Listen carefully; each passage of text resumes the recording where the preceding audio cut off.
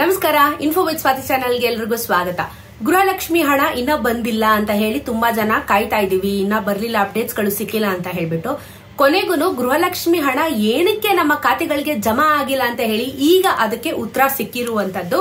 So ಏನಿದು ಉತ್ತರ, ಇನ್ ಯಾವಾಗ ಬರುತ್ತೆ ಅಂತ ಕೇಳ್ತಾ ಇರೋ ನಿಮ್ಮ ಪ್ರಶ್ನೆಗಳಿಗೆ ಈ ವಿಡಿಯೋದಲ್ಲಿ ಉತ್ತರ ಇದೆ. ಖಂಡಿತ ವಿಡಿಯೋನ ಸಂಪೂರ್ಣವಾಗಿ ನೋಡಿ, ಚಾನೆಲ್ ಸಬ್ಸ್ಕ್ರೈಬ್ ಮಾಡ್ಕೊಳ್ಳಿ. ಸೊ ಗೃಹಲಕ್ಷ್ಮಿ 16ನೇ ಕಂತಿನ ಹಣ ಜೊತೆಗೆ ಇವಾಗ 17ನೇ ಕಂತಿನ ಹಣದ ಬಗ್ಗೆನೂ ಸಹ ಕೆಲವೊಂದಷ್ಟು ಅಪ್ಡೇಟ್ಸ್ ಗಳು ಬರ್ತಾ ಇರುವಂತದ್ದು. 16ನೇ ಕಂತಿನ ಹಣ ಇಷ್ಟು ದಿನ ಆದ್ರೂ ಯಾಕೆ ಬಂದಿಲ್ಲ? ಸಂಕ್ರಾಂತಿ ಹಬ್ಬಕ್ಕೆ ಬರಬೇಕಾಗಿತ್ತು, ಅದಾಯ್ತು, ಎಲ್ಲಾ ಮುಗೀತು, ಇನ್ನು ಫೆಬ್ರವರಿಗೂ ಬಂದಾಯ್ತು. ಫೆಬ್ರವರಿಯಲ್ಲೂ ಸಹ ನಮ್ಮ ಖಾತೆಗಳಿಗೆ ಹಣ ಜಮಾ ಆಗ್ತಾ ಇಲ್ಲ. ಹಾಗಾದ್ರೆ ಯಾಕೆ ಇಷ್ಟೊಂದು ತಡ ಆಗ್ತಾ ಇದೆ? ಇದರಿಂದ ಇರುವಂತ ಒಂದಷ್ಟು ಕತೆಗಳು ಏನು, ಅಥವಾ ಸರ್ಕಾರದಲ್ಲಿ ನಿಜವಾಗ್ಲೂ ಹಣ ಇಲ್ವಾ ಅನ್ನೋದು ಎಲ್ಲರ ಪ್ರಶ್ನೆಗಳು ಖಂಡಿತವಾಗ್ಲೂ ಇದೆ.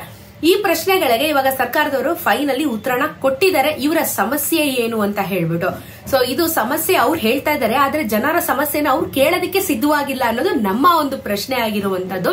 ಅವರು ಹೇಳ್ತಾರೆ ನಮ್ಮ ಹತ್ರ ಆ ಫಂಡ್ ಇಲ್ಲ, ಈ ಫಂಡ್ ಇಲ್ಲ, ಅಥವಾ ನಮಗ್ ಹುಷಾರಿಲ್ಲ, ಅದು ಇದು ಅಂತ ಹೇಳಿ ರೀಸನ್ಸ್ ನ ಕೊಡ್ತಾನೆ ಬರ್ತಾ ಇದ್ದಾರೆ. ಇದು ಸರ್ವೇ ಸಾಮಾನ್ಯವಾಗಿರುವಂತ ಒಂದಷ್ಟು ರೀಸನ್ಸ್ ಗಳು, ಸುಮ್ನೆ ಬೇಕಾಬಿಟಿ ಮಾಡೋದು ಈ ತರ ಮಾಡ್ತಾ ಇದ್ದಾರೆ. ಬಟ್ ಇಲ್ಲಿ ಜನಕ್ಕೆ ಸಮಸ್ಯೆ ಆಗ್ತಾ ಇದೆಯಲ್ಲ, ಜನರಿಗೆ ಇರುವಂತ ಸಮಸ್ಯೆನ ಸರ್ಕಾರದವರು ಯಾಕೆ ಕೇಳ್ತಾ ಇಲ್ಲ ಅಥವಾ ತಿಳ್ಕೊಳಕ್ ಅರ್ಥ ಮಾಡ್ಕೋತಾ ಇಲ್ಲ ಅಂತ ಹೇಳಿ ಅರ್ಥ ಆಗ್ತಾ ಇಲ್ಲ. ನಂಗೊತ್ತು ತುಂಬಾ ಜನ ಕಮೆಂಟ್ ಅಲ್ಲಿ ತಿಳಿಸ್ತಾ ಇರ್ತೀರಾ, ಇಲ್ಲ ಬಂದಿಲ್ಲ ಅಂತ ಹೇಳ್ಬಿಟ್ಟು.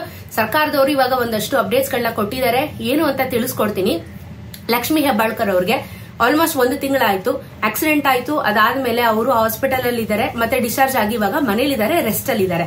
ಸೊ ಅದನ್ನ ವರ್ಗಾವಣೆ ಮಾಡಬೇಕು ಅಂತ ಹೇಳಿದ್ರು. ಅಥಾರಿಟಿನ ಗೃಹಲಕ್ಷ್ಮಿ ಹಣ ರಿಲೀಸ್ ಮಾಡಬೇಕು, ಅದು ಇದು ಅಂತೆಲ್ಲ ಒಂದಷ್ಟು ರೀಸನ್ಸ್ ಗಳನ್ನ ಕೊಟ್ರು.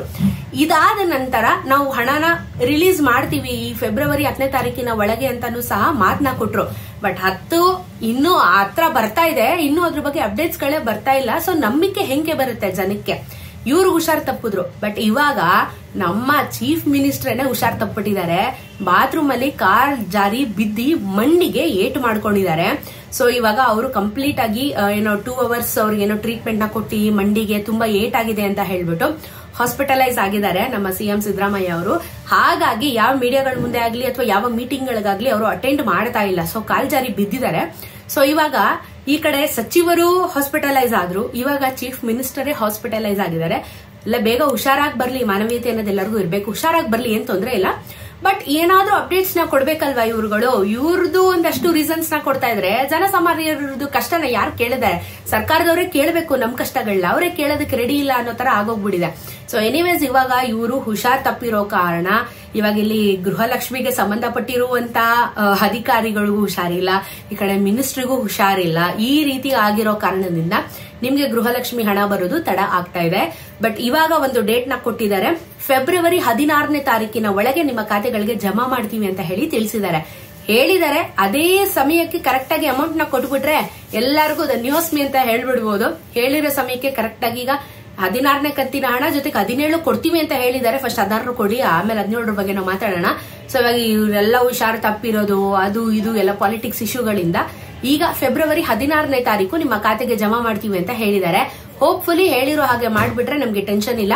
ಸೊ ಇಬ್ರು ಸಚಿವರು, ಮಿನಿಸ್ಟ್ರು ಮತ್ತೆ ಸಚಿವರು ಇಬ್ರು ಸಹ ಹುಷಾರಾಗಿ ಬರ್ಲಿ ಅಂತ ನಾವೆಲ್ಲರೂ ಕೇಳ್ಕೊಳ್ಳೋಣ. End of the day humanity ಅನ್ನೋದು ಬೇಕಾಗತ್ತೆ. ಸೊ ಹುಷಾರಾಗಿ ಬಂದ ನಂತರ ನೋಡೋಣ ಮತ್ತೆ ಏನೇನ್ ಅಪ್ಡೇಟ್ಸ್ ಗಳನ್ನ ಕೊಡ್ತಾರೆ ಅಂತ ಹೇಳ್ಬಿಟ್ಟು.